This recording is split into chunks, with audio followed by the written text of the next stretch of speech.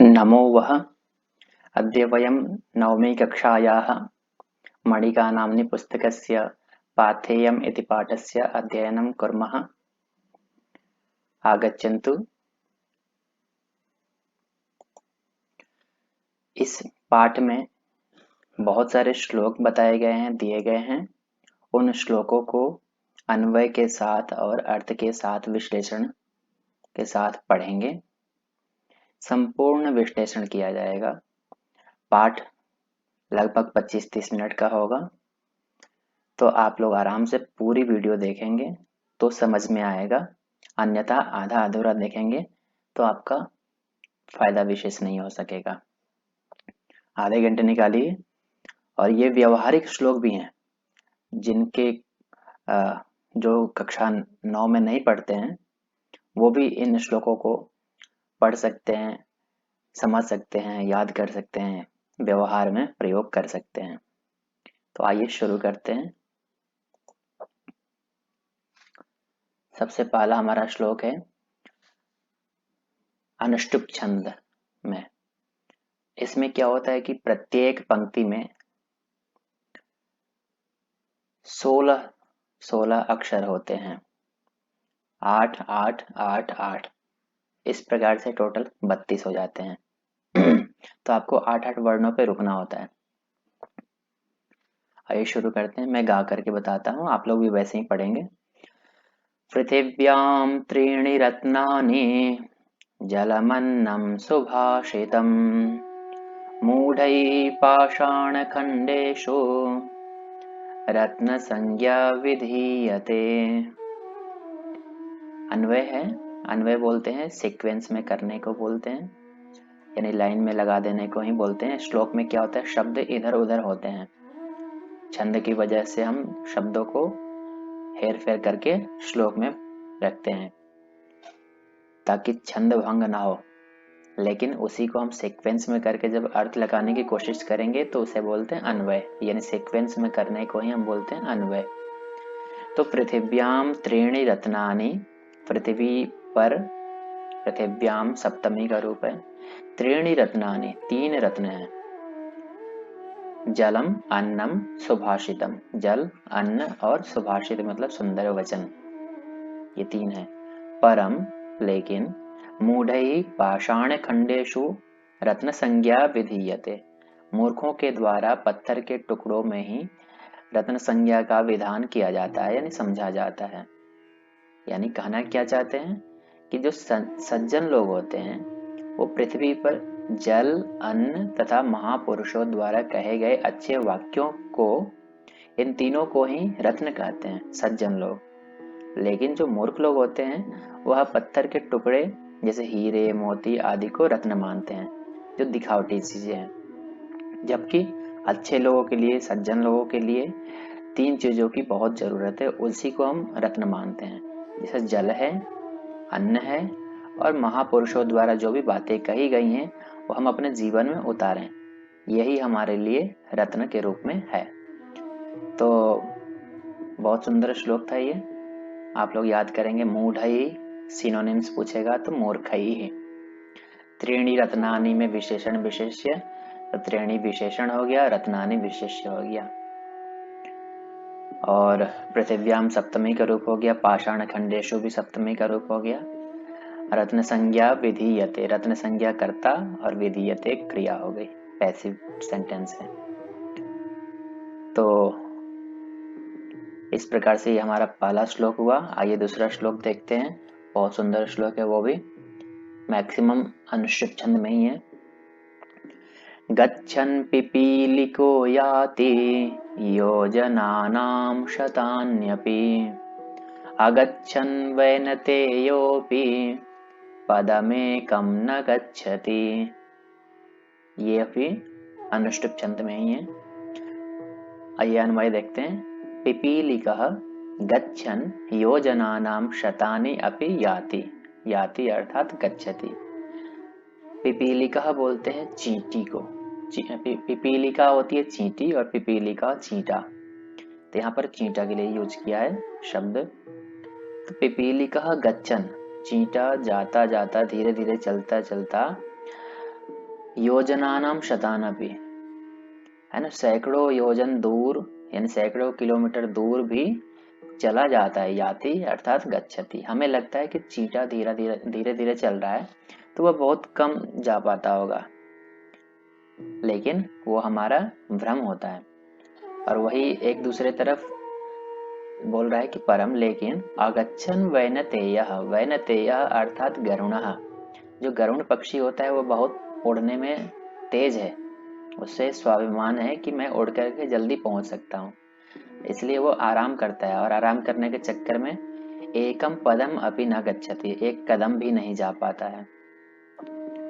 तो हमें इस श्लोक से सीखने को मिलेगा, धीरे धीरे चलता हुआ चींटा प्रत्येक समय चलने के कारण सैकड़ों कोस चला जाता है, किंतु तेज उड़ने वाला गरुड़ पक्षी न चलने के कारण एक कदम भी नहीं चल जा सकता है। इसलिए जीवन में परिश्रम आवश्यक है, हमें निरंतर परिश्रम करते रहना चाहिए। जैसे चींटा धीरे धीरे चलते चलते सैकड़ों किलोमीटर दूर चला जाता है, तो जो परिश्रम करेगा, चाहे धीरे धीरे ही है, कोई चीजें नहीं समझ में आती हैं तो आप धीरे धीरे प्रयास करें। किसी को एक बार में आता है, किसी को 2 बार में, किसी को 3 बार में आएगा तो, लेकिन आप हार मान करके थक करके आराम करने लगोगे तो फिर आपका नुकसान होगा, है ना। तो और अपने शक्ति पे स्वाभिमान भी नहीं करना है, आप उसको सही दिशा में उपयोग में लाएं, फिर आप अपने कार्य में सफल हो पाएंगे। तो इस श्लोक से हमें सीखने को मिलता है कि निरंतर प्रयास करना चाहिए जीवन में, तभी हम कुछ कर पाएंगे, अन्यथा जहां है वहीं के रह जाएंगे। आइए अगला श्लोक देखते हैं। यदि पिछले वाले श्लोक में यदि इसमें कर्ता और क्रिया पूछा जाए तो आप आराम से बताएंगे कि पिपीलिकः कर्ता है और याति क्रिया हो गई। वैसे ही वैनतेयः कर्ता हो गया नीचे वाले पंक्ति में और गच्छति क्रिया हो गई। प्रश्न आएगा कि गच्छति इति क्रियायाः कर्तृपदम किम, तो वैनतेयः, याति इति क्रियायाः कर्तृपदम किम, पिपीलिकः। या अथवा उल्टा भी पूछ सकता है कि पिपीलिकः इति कर्तृपदस्य क्रियापदम किम, तो याति। वैसे ही वैनतेयः के लिए क्रिया क्या हो गई, गच्छति। अगच्छन इसका विशेषण हो गया और अगच्छन वैनतेय का विशेषण हो गया। तो इस प्रकार से आप आराम से प्रश्नों के उत्तर दे सकते हैं। आइए अगला श्लोक देखते हैं। अगला श्लोक है, शोको नाशयते धैर्यम, शोको नाशयते श्रुतम, शोको नाशयते सर्वम, नास्ति शोक समो रिपुः। इसमें शोक की चर्चा की गई है। लोग अक्सर शोक में पड़े रहते हैं। तो शोक, चिंता, ये हमारे हर चीज को नष्ट कर देते हैं। आइए अन्वय देखते हैं। शोकः धैर्यं नाशयते, शोकः श्रुतं नाशयते, शोकः सर्वं नाशयते, शोक समः रिपुः नास्ति। रिपुः मतलब शत्रु, यानी शोक धैर्य को नष्ट कर देता है। शोक जो है, जो भी आपने बातें सुनी है, पढ़ी है, उस ज्ञान को भी नष्ट कर देता है। शोकः सर्वं नाशयते, यहाँ तक कि शोक सब कुछ नष्ट कर देता है। इसलिए शोक समः रिपुः नास्ति, शोक के समान शत्रु नहीं है कोई भी। सबसे बड़ा हमारा शत्रु है शोक, इसलिए हमें शोक कभी भी नहीं करना चाहिए, है ना। बोला भी गया है शास्त्रों में कि गते शोको न कर्तव्यः, यानी जो बातें बीत गई हैं उसके बारे में सोचना नहीं चाहिए। अच्छे सज्जन लोग आगे की बातें सोचते हैं और प्रेजेंट में जीते हैं। प्रेजेंट को आप अच्छा करोगे तो आने वाला समय भी आपका अच्छा होगा, और जो बीत गई बात उसे सीख लेते हुए आगे बढ़ना चाहिए, ना कि उसकी चिंता करते रहें। तो यह हमारा बहुत ही सुंदर श्लोक है। आप किसी को भी बता सकते हैं शोक समः रिपुः नास्ति, इसलिए शोक के समान कोई शत्रु नहीं है, आप शोक मत करें। तो यहाँ पर शोकः कर्ता, नाशयते क्रिया और धैर्यम कर्म हो गया। वैसे ही शोकः कर्ता, नाशयते क्रिया, श्रुतम ज्ञानम क्या हो गया, कर्म हो गया। तो आपसे जब भी पूछा जाए कि कर्ता क्रिया, तो आप आराम से बता सकते हैं। रिपुः नास्ति, नास्ति क्रिया का कर्ता क्या हो गया? रिपुः। तो आइए अब अगला श्लोक देखते हैं, ये भी सुंदर श्लोक है।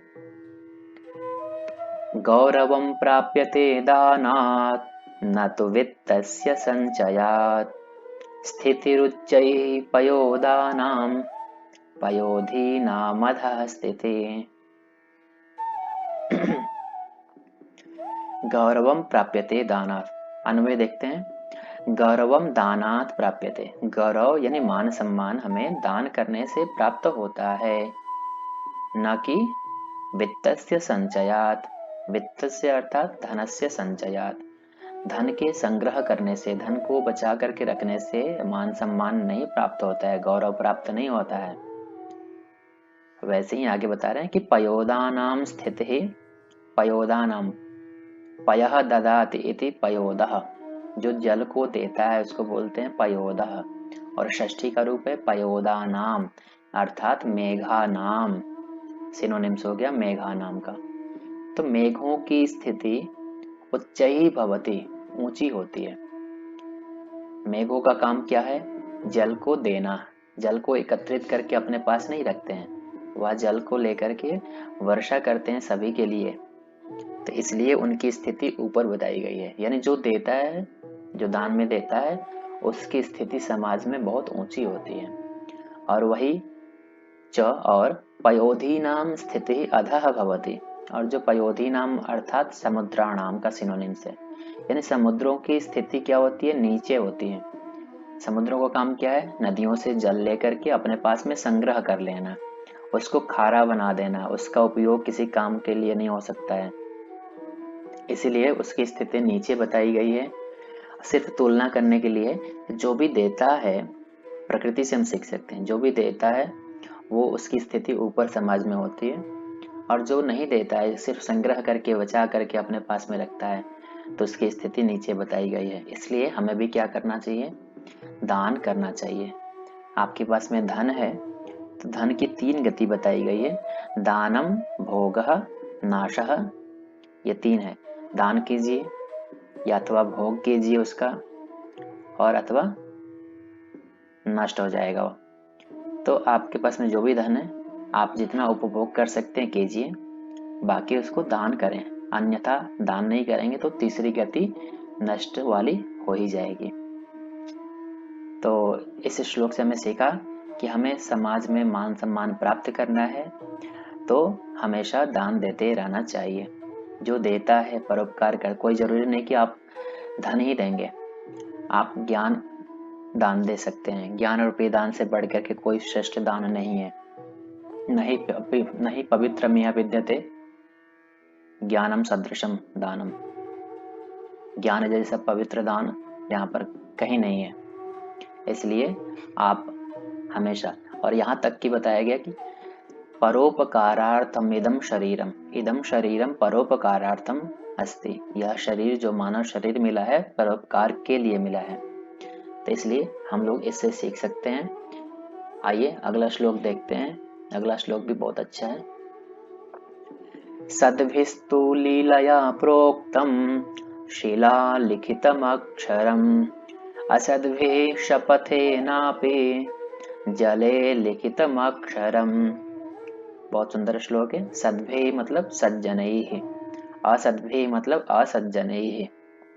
तो जो सद्भिः तु लीलया यानी सामान्य रूपेण प्रोक्तम, प्रोक्तम अर्थात कथितम, सज्जनों के द्वारा सामान्य रूप से कही गई बातें भी शिला लिखितम अक्षरम इव भवति, पत्थर पर, शिला मतलब पत्थर, पत्थर पर लिखे गए अक्षरों के समान होती हैं।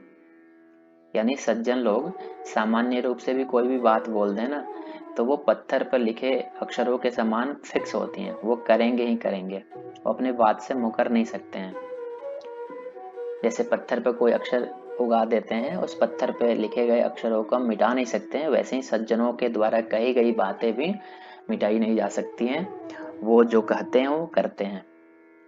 और ठीक इसके ऊपर उल्टा परम लेकिन असद्भिः तो, असद्भिः अर्थात असज्जनैः सिनोनिम्स हो गया, यानी दुर्जनों के द्वारा तो शपथ करके भी, शपथेन अपि, कसम खाकर भी कही गई बातें कैसी होती हैं?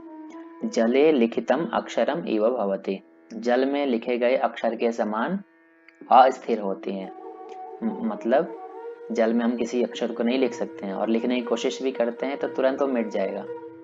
तो वैसे ही दुर्जनों की भी बातें होती हैं, वो कहते कुछ और है, करते कुछ और हैं। इसलिए हमें फिक्स करना है कि हम किस श्रेणी में अपने आप को गिनना चाहते हैं। इसलिए आप लोग हमेशा सज्जनों की तरह जो भी बातें बोलें सोच विचार करके बोलें और उसको करने की कोशिश करें। आइए अगला श्लोक देखते हैं। अगला श्लोक भी बहुत सुंदर है। ये थोड़ा सा छंद अलग है। भवन्ति नम्रास्तरवः फलोद्गमैः नवाम्बुभिः भूरिविलम्बिनो घनाः अनुद्धताः सत्पुरुषाः समृद्धिभिः स्वभाव एवैष परोपकारिणाम् भवन्ति नम्रास्तरवः फलोद्गमैः नवाम्बुभिः भूरिविलम्बिनो घनाः अनुद्धताः सत्पुरुषाः समृद्धिभिः स्वभाव एवैष परोपकारिणाम्। बहुत सुंदर श्लोक है। इसमें भी विनम्रता की बात की गई है कि अन्वय देखते हैं। फलोद्गमैः तरवः नम्राः भवन्ति। तरवः अर्थात वृक्षाः। तरु शब्द गुरु की तरह रूप चलाते हैं। गुरवः प्रथमा बहुवचन, तो तरवः भी प्रथमा बहुवचन, यानी वृक्षाः। वृक्ष नम्र हो जाते हैं कब? तो फलोद्गमैः, फल प्लस उद्गम है, गुण संधि है, यानी फलों के उद्गम होने पर, फलों के उगने पर वृक्ष क्या होते हैं? नीचे की तरफ झुक जाते हैं। घनाः नवाम्बुभिः भूरिविलम्बिनः भवन्ति। घनाः यानी मेघाः, बादल भी नए नए अम्बुभिः मतलब जलों से युक्त होने पर, मेघ भी नए नए जलों से युक्त होने पर, भू मतलब पृथ्वी की ओर, अविलंबिनः भवन्ति यानी पृथ्वी की ओर झुक जाते हैं। सत्पुरुषाः समृद्धिभिः अनुद्धताः भवन्ति। अच्छे पुरुष जो होते हैं, सज्जन जो होते हैं, समृद्धि भी मतलब समृद्धि आने पर, यानी धन से युक्त होने पर, अनुद्धताः भवन्ति। अनुद्धताः अर्थात विनम्राः भवन्ति, विनम्र हो जाते हैं। उद्धताः मतलब उद्दंड होना और अनुद्धताः मतलब विनम्र होना। तो सज्जन पुरुष जो होते हैं, सत्पुरुष जो होते हैं, वो समृद्धि आने पर क्या होते हैं? विनम्र हो जाते हैं। एषः एव परोपकारिणां स्वभावः भवति। यही, एषः एव अर्थात यही, परोपकारिणां षष्ठी का रूप है, परोपकारियों का स्वभावः भवति, स्वभाव होता है। वृक्ष फल आने पर झुक जाते हैं, बादल जलयुक्त होने पर धरती की ओर झुक जाते हैं, वैसे ही सज्जन लोग धन धान्य से यानी समृद्धि से युक्त होने पर विनम्र हो जाते हैं, क्योंकि परोपकारियों का यह स्वाभाविक धर्म होता है ना। कुछ भी आता है हमारे अंदर, कितना भी मान सम्मान आ गया, धन संपत्ति आ गई, तो हमारे अंदर विनम्रता होनी चाहिए। इसलिए हमें जीवन में हमेशा विनम्र बनकर रहना चाहिए। विनम्र बन करके रहेंगे तो आपका मान सम्मान, आपकी गाथा, आपका जो गौरव है वो विश्व में प्रसिद्ध होगा। जो लोग, ऐसा किसके अंदर होता है? ऐसा विरले लोग होते हैं, जो सज्जन लोग होते हैं उनका ही ऐसे होता है। अन्यथा धन संपत्ति आने पे कई लोगों के अंदर घमंड आ जाता है, ज्ञान आने पर घमंड आ जाता है, लेकिन जिनके अंदर नहीं आता है वही सत्पुरुष के श्रेणी में गिने जाते हैं। इसलिए हमें भी वैसे ही बनना है।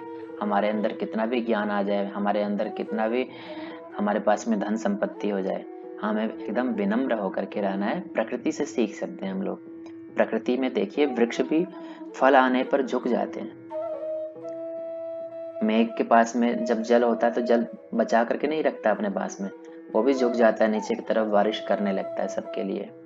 वैसे ही सज्जन पुरुष भी होते हैं, वो भी अनुद्दताः भवन्ति, एकदम विनम्राः भवन्ति, विनम्र हो जाते हैं। तो बहुत सुंदर श्लोक है। इस श्लोक से हम लोग दूसरों को भी बता सकते हैं, खुद भी सीख सकते हैं कि हमें जीवन में हमेशा विनम्र बन करके रहना चाहिए, चाहे कितना भी ऊंचाई पर पहुंच जाए आप। आइए अगला श्लोक देखते हैं। काष्ठादग्निः जायते मध्यमानात् भूमिस्तोयं खन्यमाना ददाति सोत्साहानां नास्त्यसाध्यं नराणां मार्गारब्धाः सर्वयत्नाः फलन्ति। यह भी बहुत सुंदर श्लोक है। मध्यमानात् काष्ठात् अग्निः जायते। मध्यमानात् यानी मथने से, रगड़ने से, लकड़ी से क्या होती है? अग्नि ही जायते, अग्नि उत्पन्न हो जाती है। अग्नि ही कर्ता, जायते क्रिया। कैसी लकड़ी से? तो मध्यमानात् काष्ठात्। आगे खन्यमाना भूमि, यानी खोदी जाती हुई भूमि भी तोयम ददाती, तोयम अर्थात जलम ददाती। पृथ्वी को जब खोदते हैं तो उसके अंदर से भी जल निकल जाता है। सोत्साहानां नराणां कृते असाध्यम असंभवः नास्ति। सोत्साहानाम अर्थात जो उत्साही प्रवृत्ति के लोग होते हैं, उत्साही लोगों के लिए, नराणाम कृते, कृते मतलब के लिए, तो उत्साही लोगों के लिए, मनुष्यों के लिए असाध्यम अर्थात असंभव नास्ति, कुछ भी असाध्य नहीं है, कुछ भी असंभव नहीं है। किसके लिए? उत्साही मनुष्यों के लिए, जिसके अंदर उत्साह है, जो कुछ भी कर सकता है, बस जरूरत है तो। मार्गारब्धाः सर्वयत्नाः फलन्ति, सही डायरेक्शन में कार्य करने का। यदि सही डायरेक्शन में आरंभ किए गए आपके प्रयत्न हैं तो वो अवश्य ही फलीभूत होते हैं। सर्वयत्नाः फलन्ति, सर्वयत्नाः कर्ता, फलन्ति क्रिया। सर्वयत्नाः का विशेषण हो गया मार्गारब्धाः, सही मार्ग की तरफ आरंभ किया गया आपका सभी प्रयत्न अवश्य ही फलीभूत होता है। जैसे जंगल में लकड़ी के परस्पर घर्षण यानी रगड़ने से अग्नि उत्पन्न होती है, पहले के समय में क्या होता था कि आग हम ऐसे उत्पन्न नहीं कर सकते थे, माचिस नहीं होती थी। पहले पत्थर को रगड़ करके आग को निकालते थे, लकड़ी को रगड़ करके आग निकालते थे वैदिक काल में, है ना। तो वही यहाँ पर बताया गया। तथा भूमि को खोदने पर जल की प्राप्त होती है, यानी जल भी हम प्राप्त कर लेते हैं भूमि को खोदने पर।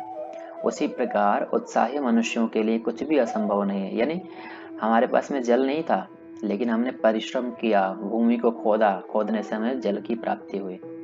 आग हमारे पास में नहीं है और नहीं थी, लेकिन हमने लकड़ी को रगड़ा, लकड़ी को रगड़ने से, प्रयास करने से हमारे अंदर वो अग्नि उत्पन्न हुई, हमारे पास में जल प्राप्त हुआ।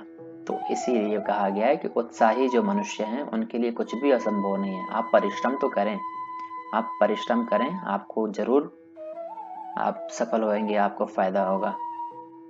इसलिए सही प्रकार से किए गए उनके सभी कार्य सफल होते हैं, सभी प्रयास उनके सफल होते हैं। हम चुपचाप नहीं बैठ सकते हैं, हम परिश्रम कर सकते हैं, हमारे शास्त्र हमें इतना मोटिवेट करते हैं। आइए अगला श्लोक देखते हैं। ये भी बहुत सुंदर है, इसमें सुंदर भाव दिखाए गए हैं।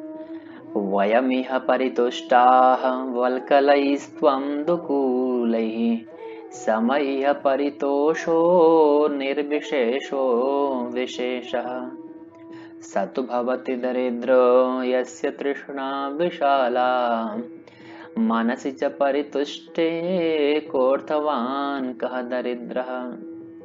बहुत सुंदर श्लोक है। अर्थात वयम इह अर्थात अस्मिन् संसारे, हम सब वल्कलैः परितुष्टाः स्म, हम सब सामान्य वस्त्रों से परितुष्ट हैं, और आप त्वम दुकूलैः वस्त्रैः परितुष्टः असि, अर्थात आप विशेष वस्त्रों से खुश हैं। हम सब क्या हैं, सामान्य वस्त्रों से भी प्रसन्न हैं और आप विशेष वस्त्र को पहन करके संतुष्ट हैं। यह अर्थात यहाँ, यानी आप और मेरे दोनों में निर्विशेष, जो सामान्य हमारा है, निर्विशेष अर्थात सामान्य, और विशेष मतलब आपका जो विशेष वस्त्र पहना आपने, तो उससे जो आपको खुशी हुई, हम दोनों की खुशी क्या है, परितोष समः भवति, बराबर है। मुझे भी खुशी हुई, मैं भी खुश हूँ, संतुष्ट हूँ हमारे पास में जो वस्त्र हैं उसको पहन करके, और आपने विशेष वस्त्र धारण किए, आपको भी खुशी हुई, तो खुशी तो दोनों की सेम है।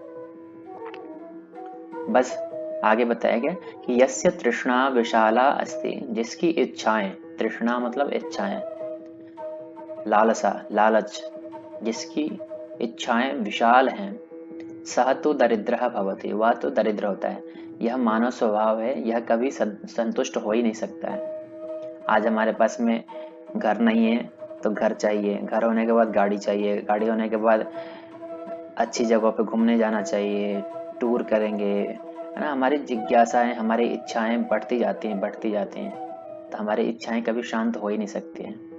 तो बोल रहा है यहाँ पर कि जिसकी इच्छाएं बहुत ज्यादा होती हैं, विशाल होती हैं, वही वास्तव रूप में दरिद्र होता है, क्योंकि उसका मन भरता ही नहीं है। जबकि आगे है, और मनसी परितुष्टे, मन के परितुष्ट होने पर, मन के खुश होने पर, कह अर्थवान, कौन धनवान है, और कह दरिद्र अस्ति, कौन दरिद्र है। हमें तो खुशी ही चाहिए ना, मानव जीवन में हम कुछ भी काम कर रहे हैं तो हमें उससे प्रसन्नता होनी चाहिए। तो आइए अर्थ देखते हैं। संसार में सज्जन लोग सामान्य वस्त्रों अर्थात सुविधाओं से संतुष्ट हो जाते हैं, सज्जन लोग, किंतु अल्पज्ञ लोग रेशमी विशेष वस्त्रों से संतुष्ट होते हैं। संतोष तो सामान्य तथा विशेष दोनों के ही समान ही है, यानी संतोष जो हुआ, सामान्य आदमी और विशेष दोनों का समान ही है, वो भी खुश हुआ, मैं भी खुश हुआ। संसार में जिसकी इच्छाएं अधिक हैं, विशाल हैं, वास्तविक अर्थों में वही दरिद्र है।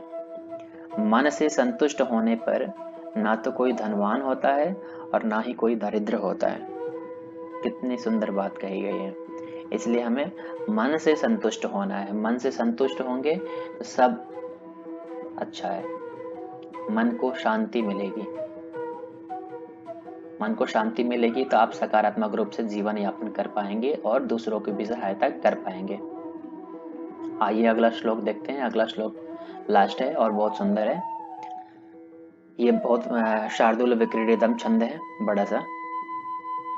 ऐश्वर्यस्य विभूषणं सुजनता, शौर्यस्य वाक्संयमो, ज्ञानस्योपशमः कुलस्य विनयो, वित्तस्य पात्रे व्ययः, आक्रोधस्तपसः क्षमा बलवतां, धर्मस्य निर्व्याजता, सर्वेषामपि सर्वकारणमिदं, शीलं परं भूषणम्, शीलं परं भूषणम्। आप वीडियो रोक करके या पीछे करके फिर से श्लोक को पढ़ सकते हैं, बहुत सुंदर श्लोक है। आप लोगों को याद होगा, या कुंदेन्दु तुषारहार धवला, या शुभ्रवस्त्रावृता, इसी छंद पर है। आइए अर्थ देखते हैं। इस छोटे से श्लोक में बहुत सारी बातें कही गई हैं कि हमारे अंदर जो चीजें हैं तो उसका आभूषण क्या है, वह तभी सुशोभित होगा जब आप कुछ और करेंगे। तो सभी के कारण बताए गए हैं। सुजनता अर्थात सज्जनता, ऐश्वर्यस्य विभूषणम भवति, ऐश्वर्य का आपके पास में खूब मान सम्मान है तो उसका आभूषण क्या है, उसका आभूषण है सज्जनता ही। आप सज्जन हो जाएंगे, सज्जन होंगे तभी आपके मान सम्मान का भी कद्र होगा, मान सम्मान होगा, उसको लोग इज्जत देंगे। तो ऐश्वर्य का विभूषण यानी आभूषण क्या है, सज्जनता है। वैसे ही है वाक् संयमः शौर्यस्य विभूषणम भवति, शौर्य का यानी आभूषण क्या होता है, वाक् संयमः। शौर्य यानी आपके अंदर वीरता खूब है, तो वीरता है तो इसका मतलब ये नहीं कि आप कुछ भी किसी को बोल देंगे। वीरता का आभूषण बताया गया है वाणी पर कंट्रोल करना, संयम करना। तो वाणी का कंट्रोल होना ही शौर्य का आभूषण होता है। आगे बता रहे हैं उपशमः शांति ही। उपशमः का अर्थ होता है शांति ही। तो शांति ही ज्ञानस्य आभूषणम भवति। ज्ञान का आभूषण क्या है? ज्ञान कब सुशोभित होता है? यानी शांति। जब ज्ञान आपके अंदर आता है तो आप ऑटोमेटिक शांत रहने लगते हैं, आपको काफी चीजें पता चल जाती हैं, तो आपका मन भी शांत होगा।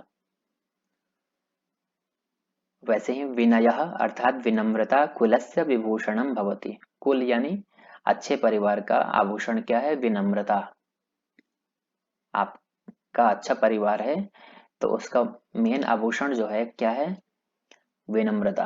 आपका परिवार पूरा विनम्र होगा, तभी आपका अच्छा जो परिवार है वो सुशोभित होता है। तो सबका आभूषण बताया गया कि है ना, अच्छे परिवार का आभूषण क्या है, ज्ञान का आभूषण क्या है, ऐश्वर्य का आभूषण क्या है, आपकी वीरता का आभूषण क्या है। अब आगे बता रहे हैं कि पात्रे व्ययः वित्तस्य अर्थात धनस्य विभूषणम भवति। धन का आभूषण क्या है? उचित पात्र व्यक्ति में व्यय करना, जो भी उसके लिए योग्य है उसमें व्यय करना ही धन का आभूषण है। धन का आभूषण उचित लोगों को देना, उचित लोगों में खर्च करना ही उपयोगिता उसकी है। आगे बता रहे अक्रोधः तपसः विभूषणम भवति। तपसः षष्ठी का रूप है, तपस शब्द से तपश्चर्यायाः भी बोल सकते हैं। यानी तपश्चर्या का आभूषण होता है अक्रोध, यानी क्रोध नहीं करना। आप तपस्या कर रहे हैं तो आपने काफी सिद्धि कर ली है, आपके अंदर फिर क्रोध नहीं आएगा। तो तपस्या का आभूषण हुआ क्रोध नहीं करना। आगे बोल रहे हैं क्षमा बलवताम विभूषणम भवति। बलवताम षष्ठी का रूप है, भवत के तेरा रूप चलाते हैं भवताम, तो षष्ठी बहुवचन में बना बलवताम। यानी बलवानों का आभूषण क्या होता है? क्षमा करना। क्षमा कौन कर सकता है? जिसके पास में शक्ति है। अक्सर लोग क्या करते हैं, शक्ति आने पर घमंड दिखाते हैं, दूसरों को कष्ट पहुंचाना, लेकिन वो वास्तविक रूप से उनका नहीं हुआ है ना। बलवानों का आभूषण माना गया है क्षमा करना। क्षमा वही कर सकते हैं जो अच्छे लोग होंगे। अच्छा, कमजोर लोगों के पास में शक्ति तो है ही नहीं, बल तो है ही नहीं, तो वो क्या क्षमा करेंगे। इसलिए बलवानों का आभूषण क्या हुआ? क्षमा करना। आपके अंदर है तो इस चीज को दिखाएं, तभी वो आपका बल भी सुशोभित हो पाएगा, अन्यथा उस बल का कोई भी इज्जत नहीं करेगा। धर्मस्य निर्व्याजता विभूषणम भवति। धर्मस्य आभूषणम भवति। धर्म का आभूषण होता है क्या? निर्व्याजता यानी निश्छलता। कपट नहीं करना ही धर्म का आभूषण है। वास्तविक रूप से धर्मों का ज्ञान लें, धर्मों का ज्ञान दें, है ना। सभी को सही डायरेक्शन में ले जाने का प्रयास करें। ये नहीं कि बाह्याडंबर के चक्कर में दूसरों को धोखे में रखना, उसके साथ में कपट करना, बल्कि धर्म का आभूषण हुआ निश्चलता, कपट नहीं करना, उसको अच्छे से जानकारी दें और जो भी जान लिया है उसको धारण करें। धारणात इति धर्मः, जो धारण करते हैं वही धर्म है। लेकिन ये सभी कारण बता दिए गए। अब इन सब में जो भी सबसे उत्तम कारण है वो है कि सर्वेषाम अपि इदम सर्व कारणम। सभी का भी यह जो सर्व कारण है वह है शीलम परम भूषणम। सभी का कुछ ना कुछ कारण बता दिया कि ऐश्वर्य का आभूषण क्या है? सुजनता, सज्जनता, है ना। शौर्य का विभूषण क्या है? वाणी पर कंट्रोल होना। ज्ञान का आभूषण क्या है? शांति होना। और कुल का आभूषण क्या है? अच्छे परिवार का आभूषण क्या है? विनम्रता। धन का आभूषण क्या है? उचित पात्रों में व्यय करना। तो वैसे ही सभी कारण बताए गए हैं, लेकिन सबसे उत्तम कारण जो है शीलम परम भूषणम, यह बहुत जगहों पर लिखा भी रहता है लोगों के रूप में।